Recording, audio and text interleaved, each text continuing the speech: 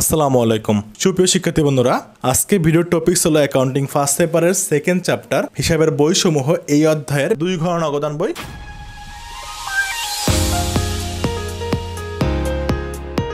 নগদান বই মূলত 4 প্রকার: 1 ঘরা, 2 ঘরা, 3 ঘরা এবং খুচরা। 1 ঘরের কলাম কয়টা? 10টা। 2 ঘরের কলাম কয়টা? 12টা। 3 ঘরের কলাম কয়টা? 14টা। যেমন দেখো, আমার এই যে ডেমোটা দেখাইতেছি এটা হলো 2 ঘর নগদান। এখানে কলাম কয়টা? 1টা, 2টা, 3টা, 4টা, 5, 6 আর 6। এই পাশেও আবার সেম 6, তার মানে 12টা। 3 ঘরা হলে কি হইতো? এখানে আরেকটা কলাম হইতো এক্সট্রা ডেবিট পাশে, সেটা হলো ব্যাংক। ক্রেডিট পাশে আবার এক্সট্রা একটা হইতো ব্যাংক। তার মানে কয়টা হলো? আরও 2টা। 7 দুগুণ 14টা। আর যদি 1 ঘরা হইতো তাহলে এইখানে এই ব্যাংকেরটাও থাকতো না, শুধু নগদটাই থাকতো। তার মানে এখানে 5টা, ওইখানে 5টা, তার মানে 10টা কলাম। তো 1 ঘরাটা কারা প্রস্তুত করে? ছোট ছোট ব্যবসা প্রতিষ্ঠানটা। আর 2 ঘরা কারা প্রস্তুত করে? বড় বড় ব্যবসা প্রতিষ্ঠান। আর 3 ঘরা কারা প্রস্তুত করে? বড় বড় ব্যবসা প্রতিষ্ঠান, পাশাপাশি যাদের প্রদত্ত বাট্টা এবং প্রাপ্ত বাট্টাও হিসাব করতে হয়, তারা মূলত 3 ঘরা নগদান বইটা প্রস্তুত করে থাকে। 2 ঘর নগদান, যারা নগদের পাশাপাশি ব্যাংকের মাধ্যমে লেনদেন করে তারা এই ধরনের নগদান বই বেশি প্রস্তুত করে থাকে। আর এইটার প্রচলনই সবচেয়ে বেশি। কন্টেন্টটি কি? কন্টেন্টটি হলো এমন একটা জিনিস যেটা ডেবিট পাশেও বসবে, ক্রেডিট পাশেও বসবে। 2 ঘরা আর 3 ঘর নগদানে ডেবিট পাশে ব্যাংকের কলমে বসলে ক্রেডিট পাশে নগদের কলমে বসবে, ডেবিট পাশে নগদ কলমে বসলে ক্রেডিট পাশে ব্যাংকের কলমে বসবে। এইরকম এন্ট্রিগুলোকে বলা হয় কন্টেন্টটি। তো এই কন্টেন্টটি সাধারণত 2 ধরনের হয় বা 2টা প্রকার হয়। একটা হলো ব্যাংকে জমা, আর একটা হলো ব্যাংক হতে উত্তোলন। এক কথায়, যে লেনদেন জাবেদা করলে একই সাথে ব্যাংক হিসাব আর নগদান হিসাব থাকে, আর কোন হিসাব পাওয়া যায় না। যেমন জাবেদা করছো, নগদান ডেবিট, ব্যাংক ক্রেডিট, আবার ব্যাংক ডেবিট, নগদান ক্রেডিট, এরকম লেনদেন হলে তখনই সেটা কন্টেন্টটি। ব্যাংকে জমা জাবেদা কি? ব্যাংক ডেবিট, নগদান ক্রেডিট। তার মানে এখানে কিন্তু নগদান আর ব্যাংক আছে, তাহলে এটা কন্টেন্টটি। আবার ব্যাংক হতে উত্তোলন জাবেদা কি? নগদান ডেবিট, ব্যাংক ক্রেডিট। ব্যাংক হতে উত্তোলন মানে কিন্তু অফিসের প্রয়োজন উত্তোলন বোঝায়। মালিকের উত্তোলন হলে সেটা অন্য কথা, তখন কিন্তু জাবেদা হইতো উত্তোলন ডেবিট, ব্যাংক ক্রেডিট। তুমি যদি 3 ঘরা প্রস্তুত করতে পারো তাহলে কিন্তু 2 ঘরা পারার কথা। তো 2 ঘরা আমরা প্রস্তুত করব। সেম শখ, 1 ঘরা 3 ঘরা মতন সেম শখ, তবে এখানে টাকার কলম থাকবে 2টা। একটা হলো নগদ টাকা, আরেকটা হলো ব্যাংকের মাধ্যমে সংগঠিত টাকা। তো আমরা প্রথম থেকে দেখি, প্রথম থেকে কি আসছিল এই লেনদেনে। দেখো, প্রথমে ছিল নগদ উদ্বৃত্ত।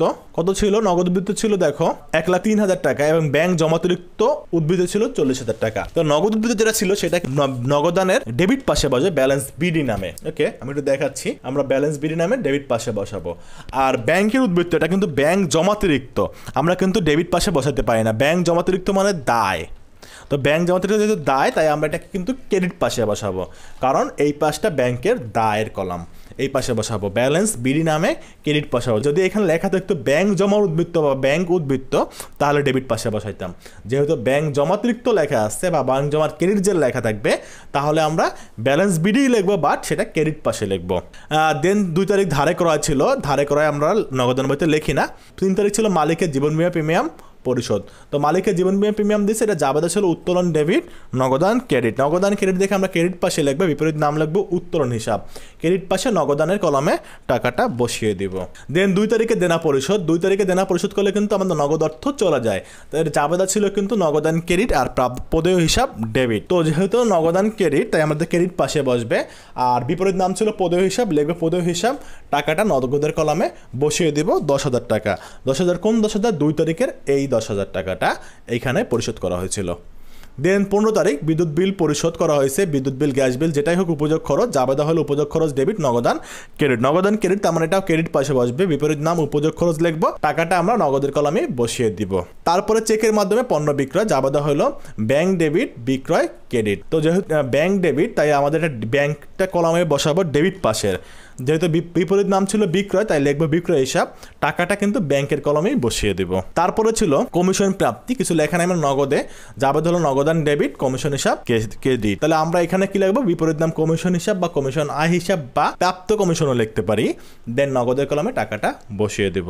তারপরে ছিল ধারে আলমারি করা, এটা কিন্তু লেনদেন না, এটা হবে না। তারপর শিক্ষার্থী বন্ধুরা, খুবই ইম্পর্টেন্ট একটা জিনিস, এটা কিন্তু খুবই ইম্পর্টেন্ট, ব্যতিক্রম এবং খুবই ইম্পর্টেন্ট। খুব কম সময় বোর্ডে এইটা আসে, এবং যখন কোশ্চেন হার্ড হয় তখন এই এন্ট্রিটা দেওয়া থাকে। একটু মনোযোগ দাও, ভালোভাবে বুঝানো, তাহলে তুমি যে কোনো ম্যাথের মধ্যে এরকম আসলে পারবা। দেখো, 28 তারিখ বলছে সমাপনী ব্যাংক জমাতিরিক্তের উদ্বৃত্ত শূন্য করার জন্য প্রয়োজনীয় অর্থ ব্যাংকে জমা দেওয়া হলো। মানে ব্যাংক জমাতিরিক্তের উদ্বৃত্ত, ব্যাংক জমাতিরিক্ত উদ্বৃত্ত মানে হলো এই পাশটা আমরা বলছিলাম, এই পাশটা ক্রেডিট পাশ, এই ক্রেডিট পাশ টাকাটা কি হবে, জিরো হবে, কোনো কিছু থাকবে না, মানে ব্যালেন্স থাকবে না, ব্যালেন্স সিডিও থাকবে না, আর এখানে ব্যালেন্স বিডিও থাকবে না, এইটা কথা। আবারও বলতেছি, এখানে বলা ছিল সমাপনী ব্যাংক জমাতিরিক্তের উদ্বৃত্ত। সমাপনী ব্যাংক জমাতিরিক্ত উদ্বৃত্ত মানে এই পাশটা। নগদ উদ্বৃত্ত বললে কিন্তু এইটা লিখতাম, যেহেতু বলছে ব্যাংক উদ্বৃত্ত তাই এইটা হবে। তাহলে এইটা কি, এইটা হলো জিরো করতে বলছে। যদি বলতো 200 টাকা রাখো তাহলে তুমি এখানে 200 লিখতা, তো জিরো করতে বলছে তুমি এখানে ডিরেক্টলি জিরো লিখে দিবা, দেন তোমাকে অঙ্কটা মিলাইতে হবে। এখন অঙ্কটা মিলাতে হলে কি করতে হবে, দেখো এখানে 40,000 ছিল তোমার আগেই, তুমি সেই 40,000 বসাই দিলা, এটা কিন্তু জিরোই। আর এই পাশে তোমার কি হয়, এই পাশে কি 40,000 হয় না, এই পাশে হয় তোমার 20,000। তোমার কিন্তু এই 28 তারিখ ছিল না, আর 28 তারিখ কোনো কিছু ছিল না। তাহলে তোমাকে কি করতে হবে, তোমাকে এইখানে আরও 20,000 বসাইতে হবে ডেবিট পাশে। তুমি যদি আরও 20,000 ডেবিট পাশে বসাও তাহলেই কিন্তু তোমার 40,000 হয়, কারণ এই পাশে আর বসানো যাবে না, এই পাশে তুমি আর বসাতে পারবে না। তাই তুমি এখানে কি করবে, আবার 20,000 বসাই দেবা, তাহলে হবে 40,000। দুইটা কিন্তু সমান হয়েছে। এখন তুমি কি শুধু শুধু এখানে 20,000 বসাইতে পারবা না, দুই পাশে যদি বসাইতে চাও তাহলে অবশ্যই দুই পাশে বসাইতে হবে, মানে কন্টেন্টই করতে হবে। তাহলে কন্টেন্টই কি, কন্টেন্টই হলো ব্যাংক জমা অর্থাৎ ব্যাংক হতে উত্তোলন। তাহলে ব্যাংক জমা এটা কিন্তু দেখো নর্মালি ব্যাংক যেহেতু ডেবিটে দিছি, তাহলে ব্যাংক ডেবিট, এখানে ক্রেডিট দিতে হবে, নগদান ক্রেডিট, তার মানে ব্যাংকে জমার এন্ট্রি হয়ে যায়। তার বিপরীত নাম লিখলো নগদান ডেবিট, এই পাশে বিপরীত নাম লিখলো ব্যাংক ক্রেডিট। আমি নর্মালি আবার সিম্পল ভাবে বলতেছি, তোমাকে যেহেতু এই ব্যালেন্সটা শূন্য করতে বলছে, বলে দিচ্ছে অ্যান্সারে যে এটা শূন্য করো, তুমি দুই পাশে এটা হাইফেন দিয়ে দিলো বা জিরো দেখাই দিলা, এটা শূন্য করতে বলছে, তার মানে এখানে কোনো কিছু আর লেখা যাবে না। তো এখানে 40,000 আছে, এই পাশে লিখে দেওয়া 40,000। এখন এই পাশে তো 40,000 নাই, এই পাশে আছে 20,000। এখন তোমাকে এই পাশে 40,000 বানাইতে হলে কী করতে হবে, আরও 20,000 অ্যাড করতে হবে। তা তুমি বসাই দিলা 20,000।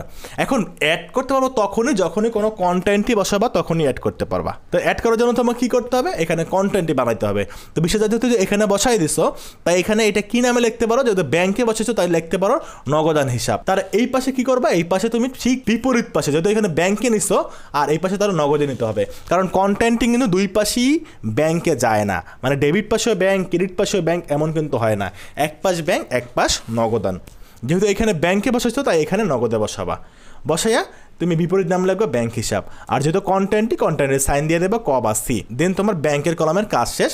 দেন তুমি নর্মালি নগদের কলামটা করবা, নগদের এই পাশে সব যোগ করলা হয় 1,05,000, এখানে বসাই দিলে 1,05,000। বাট এই পাশে কিন্তু 1,05,000 না, এখনও 70,000 কম আছে, 4,000, 10,000, 1,000 এবং 20,000 এগুলো যোগ করে এই 1,05,000 থেকে মাইনাস করলে 70,000 কম থাকবে, এটা ব্যালেন্স সিডি। তাহলে এই পাশে ব্যালেন্স সিডি একটা পাইলাম 70,000, আর একটা পাইলাম জিরো, কারণ এটা কিন্তু জিরোই করতে বলছিল। তো এই দুটো আবার সেম বিপরীত পাশে ব্যালেন্স বিডি নামে বসিয়ে দেবা। শিক্ষার্থী বন্ধুরা, তোমাদের যদি এটা খটকা লাগে বা কঠিন মনে হলে তুমি ভিডিওটা পজ করে বারবার শোনো।